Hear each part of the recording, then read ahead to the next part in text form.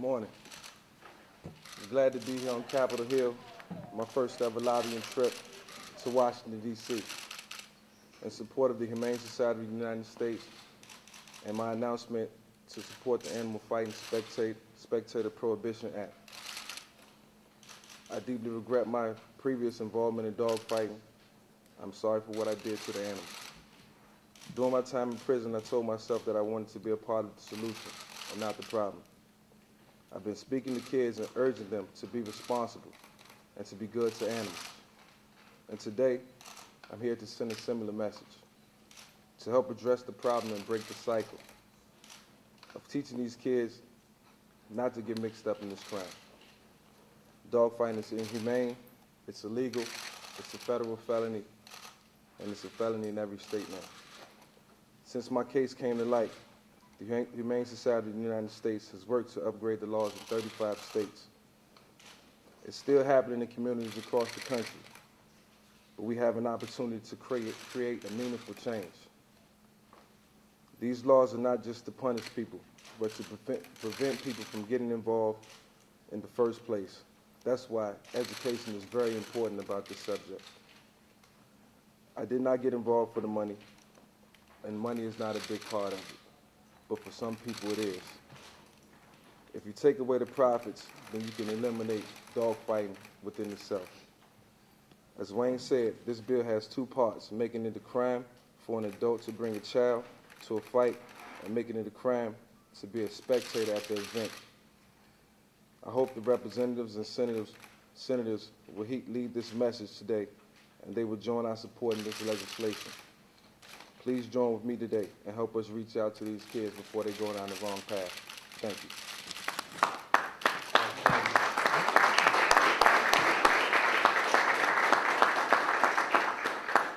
Mike, thank you very much. And take your questions, and I guess we'll just get up one at a time here, if you would direct your questions to whomever. Yes, sir. Mr. Vick, if you come to the microphone, please. Can you just tell us who you are, please, so we... From CNN. Thanks for having us here today. Is this the first time you've seen some cockfighting since all the trouble you've been through? And what does it revive in you that convinces you you're doing the right thing today? Well, obviously, the first thing I noticed was that, it was taking place in a similar type setting of what I've been around before. And to see the young kid walking with the cop was astonishing.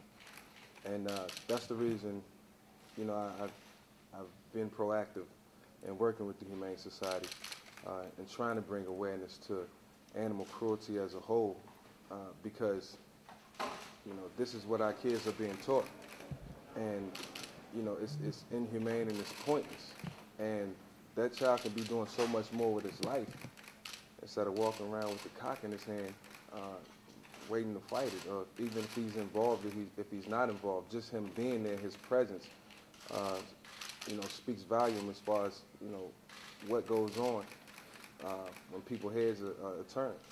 So that was astonishing to me, and looking at the video, that's what makes me want to be more proactive in helping the Humane Society and with the outreach. Other questions? Yes? Mr. Vick, what's the reaction then to your involvement with the Humane Society? Do you still get blowback from your fans about the previous incident, or are they pleased about it? What do you hear? Well, hopefully they're pleased about it. I really don't get too much of a reaction when I'm out in public. People, tell me that it's a good thing as far as what I'm doing, but I'm doing it for myself. I'm doing it for the Humane Society. I'm doing it for the animals, and doing it for all the people out there who are involved, because there's so much more that you can be doing with your time. And there's so many animals that can be raised in better households and used as pets and having happy homes, instead of being used for pointless activity and being harmed. So, it took for me to go through what I went through to understand the magnitude of the entire situation. And, I've learned so much as time has went on. And part of the reason why I want to continue to assist the Humane Society in advocating animal cruelty. morning. Scott McFarland with Cox TV. You made reference to children and fans bankrolling animal fighting ventures. Yeah. Did you experience that? Were there children in your fights, or did they help you bankroll the operations? No, I've never seen a child involved, but you know, I have been places where, you know, they've been around, so the exposure is there. And it wasn't until Wayne and I had a conversation a couple of years ago, and when I started to see that, you know, the kids were involved, and you are involved at a young age, and that's when you learn about it. And like I said, so much more that they can be doing with their time. And, you know, I think it's up to the parents to take responsibility in making sure that it doesn't happen. And if it does, then they are held accountable and responsible. And that's why I think the laws are changing. That's why I think it's going to be very beneficial across the world.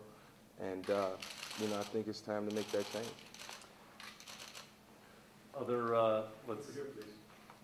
well, let's, This one's for you, actually. okay, yeah, let me just get one other before, no other, yes, no, go back. Hi, I'm Laura McCutcheon from the Daily News in Philly. Do you think that your experience as a child watching some of these animal fighting, do you think that contributed at all? Well, I hate to use that as an excuse, but it has some influence. So I know just by watching the video what type of impact it can have on kids.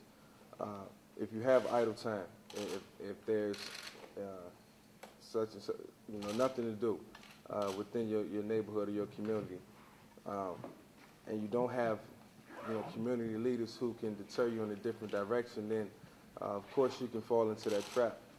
And I hate to use it as an excuse because it also almost makes it seem as if, you know, I became a product of my environment. But it was what it was, and it happened. And like I told Wayne earlier, I think everything happens for a reason. And I think I'm standing at this podium here for a reason. I think I work with the Humane Society for a reason. And I went through what I went through in my life for a reason. So if it was meant to be a different way, it would be. And now I have an opportunity to reach out to millions. And I'm thankful that I have so many wonderful fans who listen. So I know God is using me to enlighten others, and that's what it's all about. Yes, sir. When did the Humane Society reach the point where Michael Vick was seen as a potential asset to your cause rather than something that generates skepticism? Well, you know, we traveled a long path. I mean, Michael was, you know, was very much in our focus. We wanted to see the prosecution proceed because what we learned about at Bad News Kennels was, you know, was very problematic for us. And, you know, I had a lot of soul searching to do before talking to Mike. And I eventually decided that, you know, we're about the business of change. We're about the idea of people getting better. And we were also of the view that the biggest growth area for dogfighting was urban-based dogfighting. And Michael's own story, starting, you know, as a young boy, getting involved in dogfighting, I thought was a very powerful testimonial. And, you know, when Mike and I met in Kansas in 2009, you know, we both agreed that the best thing he could do was speak to these kids because of the platform that he has as an NFL star, and to warn them away from this conduct. And I'll tell you that, you know, these 2 years, Mike and I have stayed in consistent touch, and he's committed to do events on a regular basis, and he's fulfilled his obligations. You know, there are times when his life gets busy and our work is busy at the Humane Society, but we've stuck with it and spoken to so many kids, so it's been very positive, very positive. One or two more questions? Seeing none, thank you all very much.